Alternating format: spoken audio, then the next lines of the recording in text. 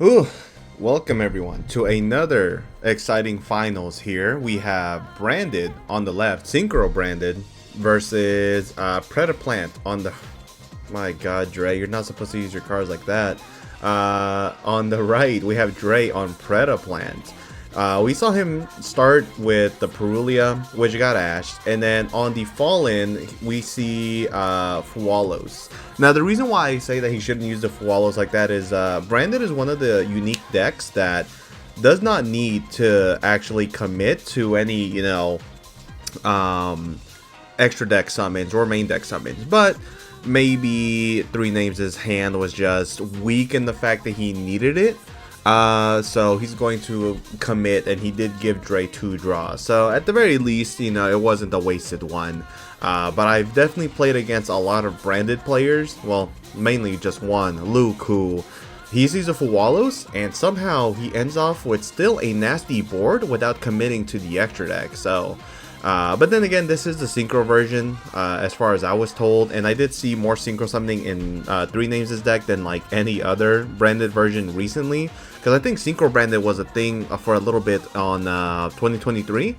That's when they started getting the tuners like the Cartesia, and they started using Incredible Ecclesia, and they would make like Lulu with Lilith with the Bestial stuff, but it's been like so long ago. So to see Synchro Branded again after 3 years is a sight. Here, though, we're going to go to the end phase. Ecclesia and Cartesia are going to go back to the hand. The Albion is going to set the Fallen and the Virtuous. And, I mean, Three Names has a lot of interruptions here. So we'll see how this plays out. Now, we're going to see Dre draw for turn. How is he going to play this, though? He is playing the new Predaplant stuff. And honestly, I didn't know that the Predaplant stuff was actually kind of, like, nasty. There's a lot of good synergy with like other engines such as the Crystal Wing engine and whatnot, and being locked into Plants and Dragons is not that bad. Here though, we do see the classic opener. Here, you guys remember back in the day, Orpheus, Scorpio, discard, bring out Cobra, grab Brilliant Fusion. Oh man, those were the days. Anyways, we see Scorpio discard the new Longiphilia, which is going to get stopped by the Ash, so he's not going to be able to grab Cobra or any other one. And now he's going to use Preda, I believe, Primitive, which is going to dump a Predaplant card for cost, and then add either a Poly or a Fusion card. So, the one that he sent for cost here, I forgot the name, but let's see if I can find it on Dueling Book really quick. It looks like it's Biblisp. Biblisp is a unique card. If it's sent to the graveyard in any form or fashion, you can add a Predaplant monster from deck to the hand except for itself. So it's honestly not too shabby of a card, I'm not gonna lie to you. I can talk about that later, I guess.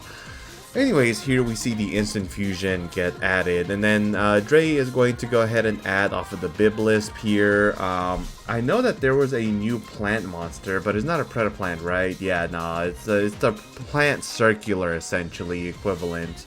Anyways, Dre is going to go ahead and add the Longiphilia, and then he takes it back. Yeah, I don't think Dre knows how to pilot this deck fully. Only because, like, whenever we played as well in the second round, he was still, like, thinking about what kind of plays he should do. So I don't know if he had practice on DB prior, but hey, this is a local tournament, and this is what we're here to try to do, right? So, the more practice that you can get, the better, of course. And Dre, I don't know how he does it, man. He always opens the 1-for-1.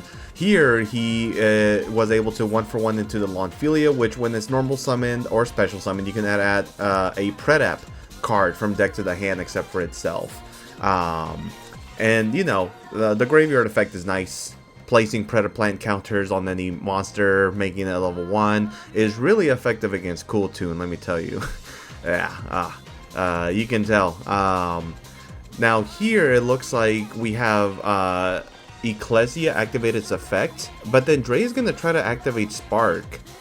And I think that is legal, right? Because Ash Blossom was,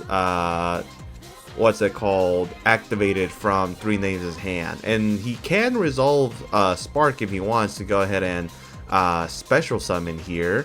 Funny enough, Spark is one of those cards that you can also impulse. Oh, and Spark is also another card that you can use in Branded because it locks you into light and darks, and this is all branded wands, right? Hand trap that they can use that's accessible through Thrust as well. You know, because they can't play Impulse, they can't play Purge, but this one, they get access to still their light and dark monsters. So if you're playing Branded, I would highly recommend you add that in your deck somewhere. Anyways, on Resolution, we're going to see the Cartesia get summoned here. And now, I mean, 3 Names doesn't have a lot at the current moment. He has what? He can go Grand Wignall, then Dump, and then Cartesia to Reborn. Which could Reborn Fallen, then summon never mind, he has a lot here actually. Anyways, here he's going to go ahead and summon the Balthea. This one on summon can, oh wait, hold on. If it's synchronized, yeah, you can special summon a Predaplant or Starving Venom monster from your face-up extra deck or graveyard. So that's going to bring out the Cobra as Channeling 1. Channeling 2 is going to be Quem to summon out the Fallen, and now here, Cobra can be one to add a Fusion or Poly spell, and then we're gonna see Fallen probably use its effect, right, to go ahead and summon out an Ecclesia. At least I would. But it looks like we're gonna see Cartesia channeling 2 to summon out Albion, right, and then resolve Albaz. Yeah, you know what? I think that's fine. So now Dre is going to go ahead and resolve the Predaplant Cobra here. He could add Ultra Poly, right? I think it just adds any Poly or Fusion card. And he already has access to Instant Fusion. So, oh, we're going to see Super Poly. Ooh, I forgot. It can, in fact, add that. Wow. I forgot all about it. Super Poly is going to be really nasty here, isn't it? I mean, he has 1 Dark Monster, 3 Lights. We'll see. We'll see how effective this can be, because all the monsters on the field, aside from the Albion, are spellcasters. And so, okay, it looks like on Resolution, we're going to see Albion activate its effect, banishing the Fallen of Albaz and the Albion from the grave to make Mirror Jade. And Drake technically could use turn player priority to go Super Poly here. Because, you know, it could be his, like, you know, quick effect. You know, I got that. But will he, won't he, that is to be determined. So, fun fact, the Predaplant Balthea, when it summons the level 3, you can make it one of the new Black Rose monsters, which can summon the Black Rose, and then banish it to summon the Longphilia, and then you get access to Crystal Wing, and I recognize that way too late, I'm not gonna lie. So there we go, I believe that is the Basil Rose Dragon. And then Basil Rose Dragon can use this effect to go ahead and special summon out Black Rose from the extra deck, which is kind of annoying. I don't remember if it's a quick effect though, but it looks like it is because 3 Names is opting not to respond to it. No, it is a quick effect now that I think about it, because I just played against it yesterday. So yeah, it caught me off guard. I didn't know that was something they had access to. So I would always recommend to try to prevent them from getting access to that as quick as possible. Now from here we see the Black Rose get summoned, and it is going to use this effect to blow up the field. So that's going to include the back row. Fallen in the Virtuous, you know, this is not the worst, right? We have Mirror Jade effect in the end phase, we have Albion effect in the end phase, we have Cartesia add back, Ecclesia add back. There's a lot here actually that works in his favor if he's able to survive. Plus he has 1 more card in hand. I couldn't tell you what it is, but we'll see what happens. From here we're going to see Instant Fusion. Dre's going to pay 1,000 to go ahead and summon from the deck what? This is, I forgot the name. I think it gets to also add on summon. Let me see. Predaplant, Ambulomelite. You know what? I'm not going to call these monsters by their name. The level 5 fusion. If it's fusion summon, you can add a Predaplant monster or Predap in spell or trap from deck, graveyard, or face-up extra deck to your hand, which is really good because it allows you to grab their trap card, which makes everything on the field gain counters and become level 1s. So yeah, it's kind of nasty. Let's see, and then he reborn the fusion.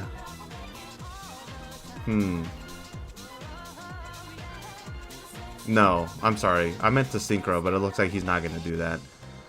So it looks like he's going to add the Longphilia from the graveyard to his hand, and then activate the level 5 effect. So he's going to tribute it.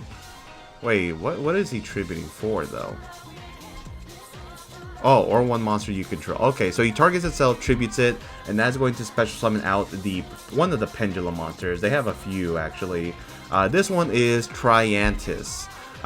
If this is sent to the graveyard or added to the extra deck face up because it was used as a fusion material, you can choose monsters on the field up to the number of monsters you control and place a predator counter. But it looks like it's not going to do that at all. And it's now in the extra deck, so... Oh, yeah. Because Mirror J is going to blow it up. Of course, of course.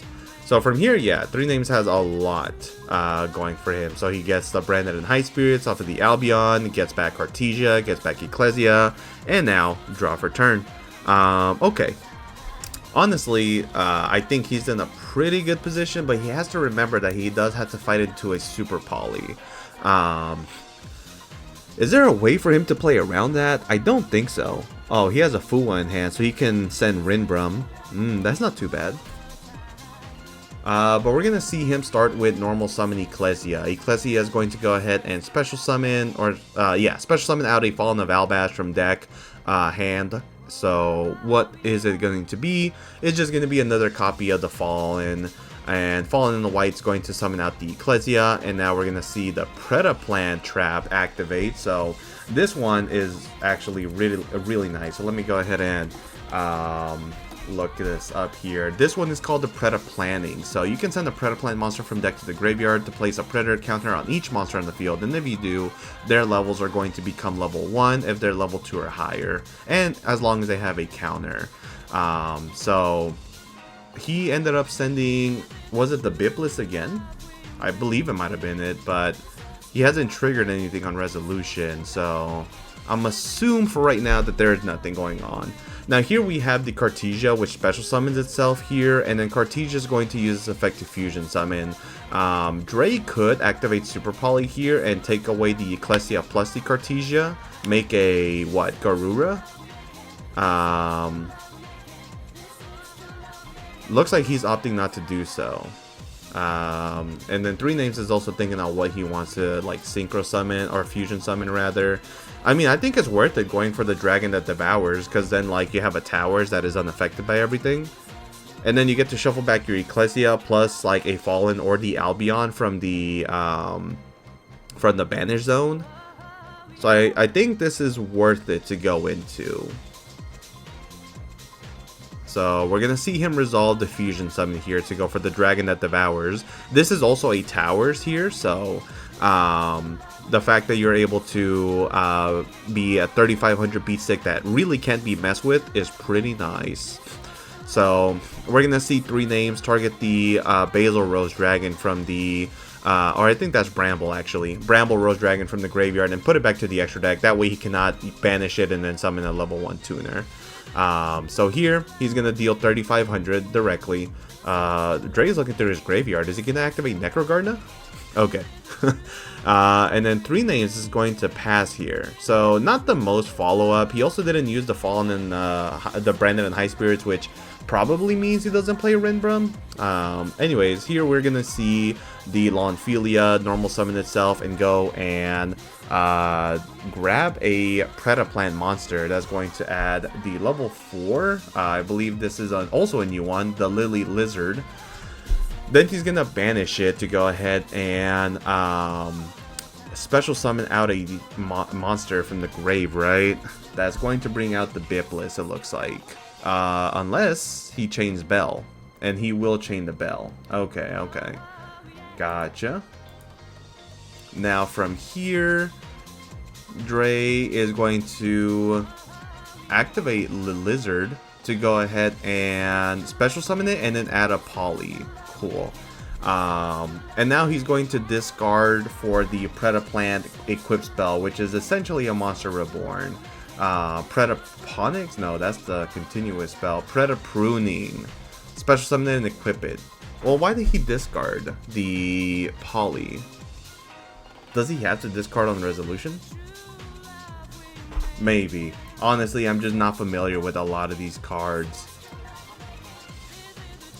Okay, well, Preda Pruning is going to go ahead and summon the Cobra. Cobra should be able to activate its effect now, right? To go ahead and search. Unless Dre just has no more targets. I mean, Instant Fusion is at 1, and considering the Poly is searchable, you probably only play 1 copy. We also know he has Super Poly, but Super Poly can only really bring up the one that requires 3 Dark Monsters on the field, right? Oh, but you know what? It could be really big though, no? And attack over this monster? So he's going to Fusion Summon for that one, the big body that can negate inherent summons. And then it gains attack equal to the total original attack of all other monsters in the field. Oh, I see. So even though this monster is unaffected, the fact that it has a Predator counter, oh, so that's why the dice is on there. That makes sense. That's what the Longphilia did.